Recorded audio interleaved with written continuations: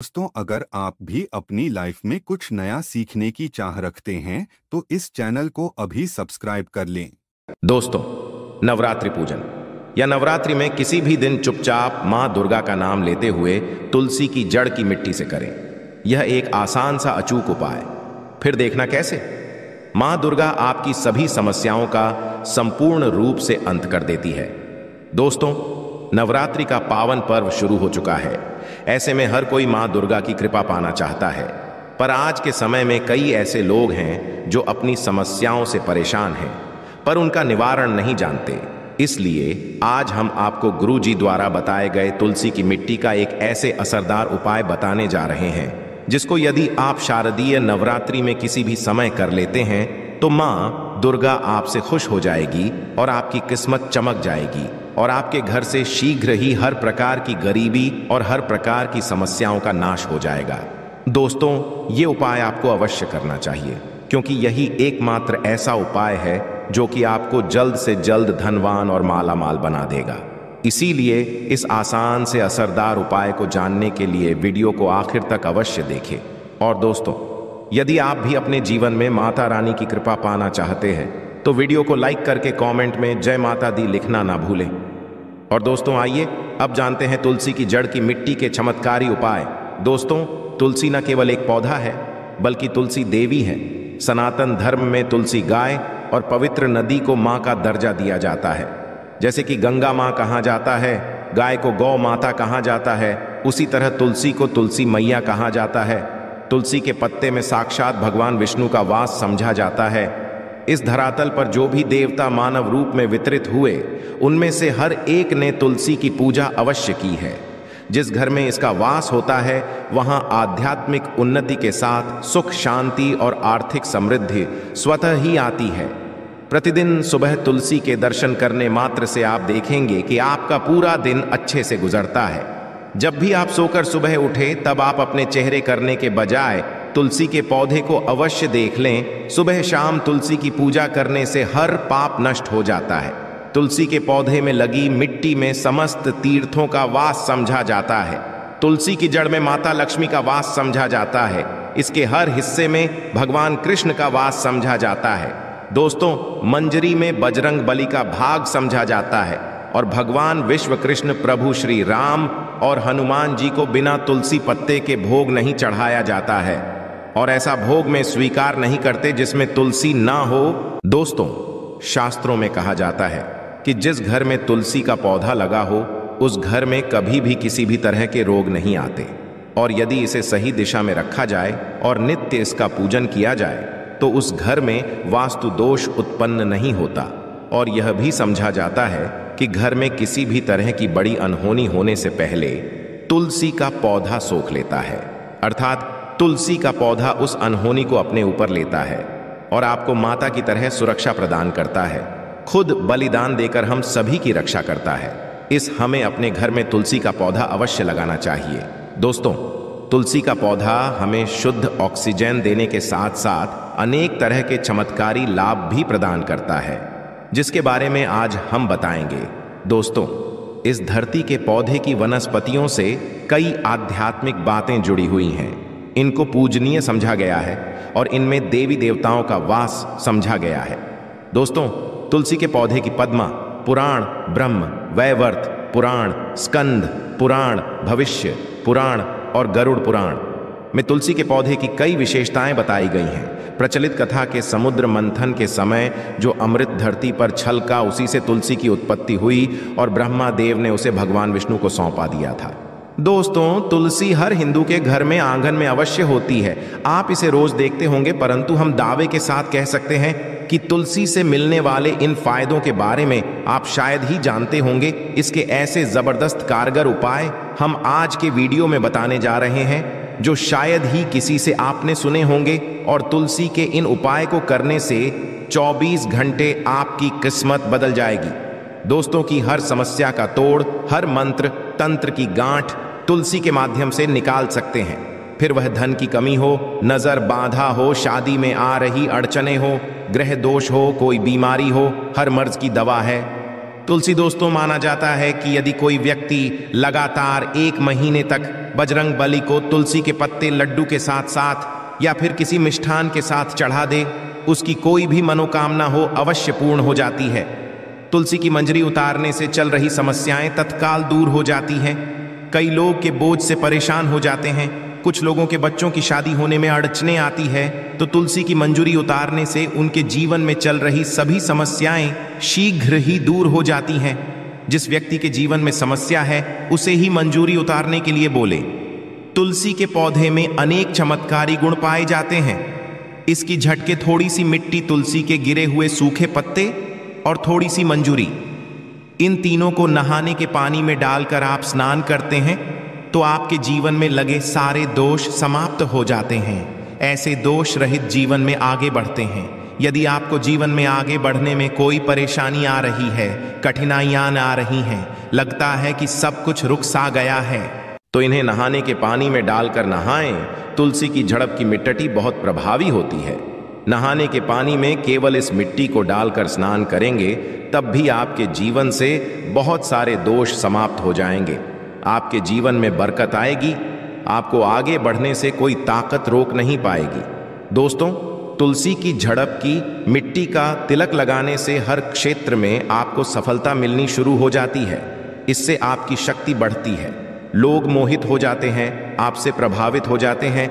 ऐसा तिलक लगाने से आपका दुर्भाग्य सौभाग्य में बदल जाएगा। इस तरह की जानकारी आप हजारों रुपए खर्च करने से भी नहीं ले पाएंगे। तो जो हम वीडियो में आपको बता रहे हैं उसे ध्यान से सुनना और पूरा वीडियो अवश्य देखना। आधा अधूरा ज्ञान हमेशा घातक साबित होता है। आगे इसके और भी लाभ बताएंगे जो आपको लाखों करोड़ों का फायदा पहुंचा सकते हैं। दोस्तों, हर रोज तुलसी का पत्ता हमें खाना चाहिए। जो व्यक्ति ऐसा करता है उसके पूरे जीवन भर सर्दी, खांसी, जुकाम, बुखार ऐसी बीमारियां नहीं होती, परंतु इसे निरंतर करते रहे, बीच में छोड़े नहीं।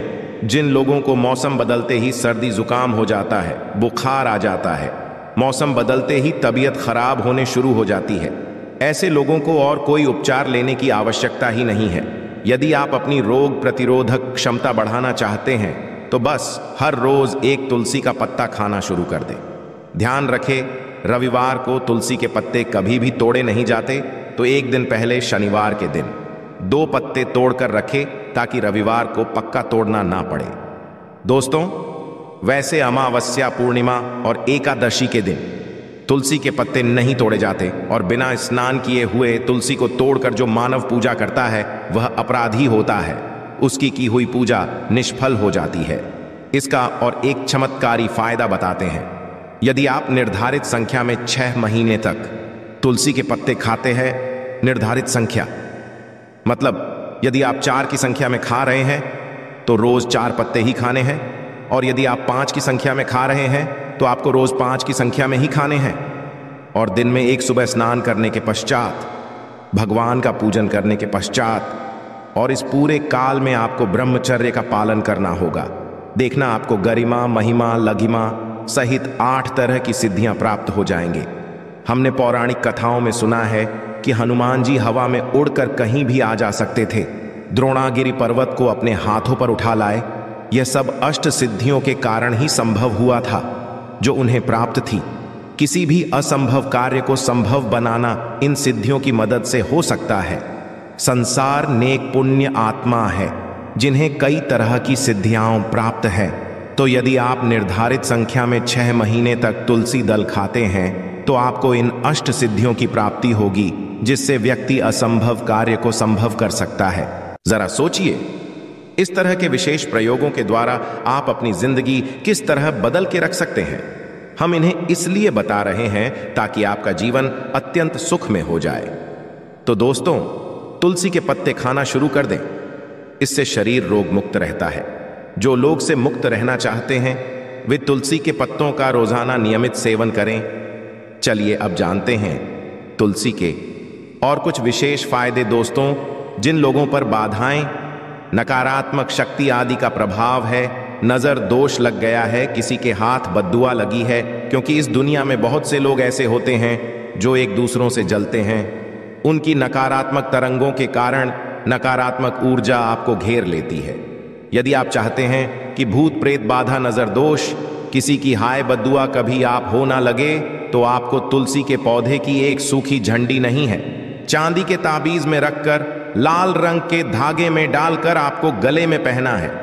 कभी भी आपको भूत प्रेत बाधा नजर दोष नहीं लगेगा। जो लोग भूत प्रेत बाधा से परेशान हैं, ऐसे व्यक्ति तुलसी की मिट्टी नहाने के पानी में डालकर स्नान करना शुरू करें।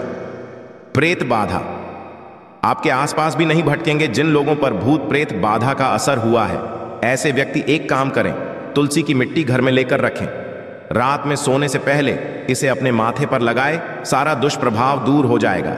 नित्य ऐसा करने से आपको कभी भी भूत प्रेत बाधा ना इन सताएगी। यदि आप दुर्भाग्य से घिरे हैं, भाग्य आपका साथ नहीं दे रहा है, घोर निराशा छा गई है, घोर संकट आते रहते हैं, आपके अपने भी पराये हो गए हैं, आपको कुछ समझ में नहीं आ रहा कि क्या किया जाए, तो आप तुलसी के पत्ते की माला बनाकर बजरंगबली और भगवान श्री राम की मूर्ति या तस्वीर पर 21 दिन तक लगातार चढ़ा दें। बड़े से बड़े संकट, परेशानियां, कर्ज का बोझ तक दूर हो जाएगा।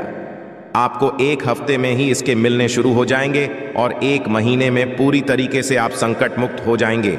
इसमें से कोई भी उपाय आप करें और पूरे विश्वास और सकारात्मक मनोबल के साथ करें। ये कोई हवाई बात नहीं है, बिल्कुल कारगर उपाय है। जब आप तुलसी के पत्ते हनुमान जी या प्रभु श्री राम को चलाते हैं, तब हनुमान जी आपके कार्यों को सफल करने के लिए विवश हो जाते हैं। बेटी की शादी में दिक्कत आ रही है या शादी बार बार टूट रही है, तो आदत बना ले कि प्रतिदिन नियमित रूप से तुलसी को जल चढ़ाए। इसके साथ ही जल करने के पश्चात तुलसी के सामने हाथ जोड़कर अपनी इच्छा पूरी होने की प्रार्थना करें, तो जल्द ही उसके विवाह के योग्य बनेंगे। व्यापार में नुकसान से बचने के लिए हर शुक्रवार को तुलसी में कच्चा दूध अर्पित करें। मिठाई का भोग लगाएं। भोग लगाने के पश्चात बचा हुआ प्रसाद किसी सुहागन को दान कर दें। ऐसा करने से बिजनेस में लाभ के योग्य बनने लगेंगे। दोस्तों, आपके घर में जो तुलसी पौधा लगा है, एक बार देखना कि आपने उसे किस दिशा में रखा है। तुलसी से शुभ परिणाम प्राप्त करने के लिए उसे उचित दिशा में रखना आवश्यक होता है। तो तुलसी के पौधे को यदि आप उत्तर की तरफ रखते हैं, तो इससे धन की प्राप्ति होती है। इससे आपके घर में धन निरंतर आता रहेगा, बशर्ते आप उसके अच्छे से देखभाल करें, नियमित पूजन करें। तुलसी का पौधा यदि आप पश्चिम दिशा में रखते हैं, तो घर में सुख, शांति और वैभव का वास होता है। यदि पूर्व की तरफ रखते हैं, तो निरोग माया प्राप्त होती है और इससे शत्रु नाश हो जाता है। हर शत्रु का मतलब कि आपके घर में दुख, परेशानी, ऐसे शत्रु जो आने वाले होंगे, उन्हें तुलसी मैया नष्ट कर देती है। परंतु यदि आप दक्षिण दिशा की तरफ तुलसी के पौधे को रखते हैं, तो इससे संपूर्ण घर बरपश्चात हो जाता है। आपने अवश्य देखा होगा, कुछ लोगों के घर में तुलसी का पौधा लगा रहता है, परंतु ऐसे व्यक्ति दरिद्री रहते हैं। दरिद्री होने का एक कारण यह भी हो सकता है कि वो तुलसी के पौधों को दक्षिणी दिशा में रखा होना। तो तुलसी को रखने में दिशा रूप से ध्यान अवश्य रखना चाहिए। फिर देखना कि शुभ प्रभाव आपको कहां से कहां पहुंचा देते हैं। आपको इस बात का भी ध्यान रखना होगा कि तुलसी के पौधे को पर्याप्त धूप लगे। जहां भी तुलसी का पौधा रखा जाता है, वहां के आसपास हमेशा साफ सफाई होनी चाहिए। दोस्तों, इसी के साथ तुलसी से जुड़े कुछ चमत्कारी उपाय, जिन्हें आप अपनी सुविधा के अनुसार अवश्य करें। तुलसी की पत्तियां जब सूख जाए, तो आप उन पत्तियों को अपने नहाने के पानी में इस्तेमाल कर सकते हैं। नहाने के पानी में तुलसी डालने से शरीर से नकारात्मक का वास नहीं होता। साथ ही आप यदि भगवान कृष्ण के बाल स्वरूप की पूजा करते हैं, तो उसमें आप तुलसी के सूखे पत्तों का इस्तेमाल कर सकते हैं। मां लक्ष्मी की कृपा प्राप्त करने के लिए लाल रंग के कपड़े में तुलसी की सूखी पत्तियों को बांधकर उस स्थान पर रख दे जहां आप अपना धन रखते हैं। ऐसा करने से मां लक्ष्मी की कृपा बनी रहती है। व्यक्ति को आर्थिक समस्याओं से जूझना नहीं पड़ता है, व्यक्ति की आर्थिक उन्नति होती है। तो आइए दोस्तों, अब सुनते हैं नवरात्रि के कथा, जिसको सुनने मात्र से आपकी सभी मनोकामनाएं पूरी हो जाएंगी। हे बृहस्पति, जिसने पहले इस महाव्रत को किया है, उसका पवित्र इतिहास मैं तुम्हें सुनाता हूं। तुम सावधान होकर सुनो। इस प्रकार ब्रह्मा जी के वचन सुनकर बृहस्पति जी बोले, हे ब्राह्मण, मनुष्यों को कल्याण करने वाले इस व्रत के इतिहास को मेरे लिए कहा। मैं सावधान होकर सुन रहा हूं, आपकी शरण बनाए हुए मुझ पर कृपा करो। ब्रह्मा जी बोले, पीठ नाम के मनोहर नगर में एक अनाथ नाम का ब्राह्मण रहता था। वह भगवती दुर्गा का भक्त था। उसके संपूर्ण सद्गुणों से युक्त मानो ब्रह्मा की सबसे पहली रचना हो, ऐसी यथार्थ नाम वाली सुमति नाम की एक अत्यंत सुंदर कन्या पैदा हुई। वह कन्या सुमति अपने घर के बालकपन में अपनी सहेलियों के साथ क्रीड़ा करते हुए इस प्रकार बढ़ने लगी, जैसे शुक्ल पक्ष में चंद्रमा की कला बढ़ती है। उसका पिता प्रतिदिन दुर्गा की पूजा और हवन किया करता था। उस समय वह भी नियम से वहां उपस्थित होती थी। एक दिन वह अपनी सखियों के साथ खेलने लग गई और भगवती के पूजन में उपस्थित नहीं हुई। उसके पिता को पुत्री की ऐसी असावधानी देखकर क्रोध आया और पुत्री से कहने लगा कि हे दुष्ट पुत्री, आज प्रभाव से तुमने भगवती का पूजन नहीं किया, इस कारण मैं किसी कुछ थी और जय माता दी दरिद्र मनुष्य के साथ तेरा विवाह करूंगा। इस प्रकार कुपित पिता के वचन सुनाकर सुमति को बड़ा दुख हुआ और पिता से कहने लगी कि हे पिताजी, मैं आपकी कन्या हूं, मैं आपके सब तरह आधारहीन है। जैसी आपकी इच्छा हो मेरा विवाह कर सकते हो, होगा वही जो मेरे भाग्य में लिखा है। मेरा तो इस पर पूर्ण विश्वास है। मनुष्य ना जाने कितने मनोरथ को चिंतन करता है, पर होता वही है जो भाग्य विधाता ने लिखा है। जो जैसा करता है उसको फल भी उस कर्म के अनुसार ही मिलता है, क्योंकि कर्म करना मनुष्य के अधीन है, पर फलदेव भगवान के अधीन है। जैसे अग्नि में पड़े हुए तेल घी उसको अधिक प्रदीप्त कर देते हैं, उसी तरह अपनी कन्या के ऐसे निर्भयता से कहे हुए वचन सुनकर उस ब्राह्मण को अधिक क्रोध आया। तब उसने अपनी कन्या का एक कुश्ती के साथ विवाह कर और अत्यंत क्रुद्ध होकर पुत्री से कहने लगा कि जाओ जाओ, जल्दी जाओ, अपने कर्म का फल भोगो, देखें केवल भाग्य भरोसे पर रहकर क्या करती है।